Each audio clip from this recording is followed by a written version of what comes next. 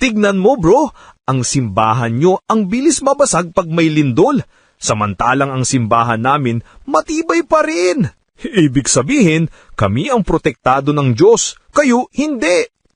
Martin, hindi ganyan ang ibig sabihin yan.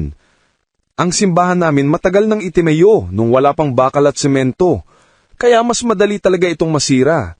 Samantalang ang simbahan ninyo, bago lang at gawa na sa matitibay na materyales, kaya mas nakakatagal sa lindol. Kahit na, malinaw na mas paborito ng Diyos ang simbahan namin kaysa sa inyo. Mali ka, Martin. Sa Lucas 13:1-5, sinabi mismo ni Jesus na hindi ibig sabihin na kapag hindi ka tinamaan ng trahedya, mas matuwid ka na kaysa sa iba. Hindi sinusukat ng Diyos ang pananampalataya base sa tibay ng gusali, kundi sa katapatan ng puso. Ganun pala. Ibig sabihin, hindi sa tibay ng pader sinusukat ang proteksyon ng Diyos, kundi sa tibay ng pananampalataya. Eksakto. Maaring bumagsak ang simbahan sa lindol, pero ang tunay na templo ng Diyos ay ang pusong puno ng pananampalataya at pagmamahal.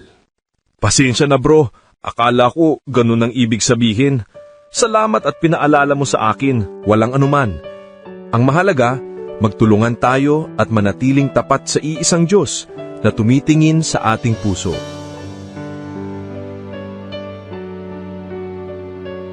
Heavenly Father, we lift up to you the people of Bogo City, Cebu, and all those affected by the earthquake. Comfort the grieving, heal the wounded, and give strength to the rescuers and helpers.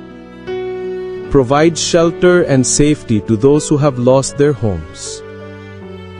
Amidst this tragedy, may your love and mercy shine, bringing hope and unity to everyone. We ask this through Christ our Lord. Amen. Kung nais ninyong mag-abot ng tulong, maaari po kayong magpadala ng personal message sa alinmang social media account ng Digisciple Animation. Kahit maliit, malaking tulong yan sa mga nangangailangan. God bless.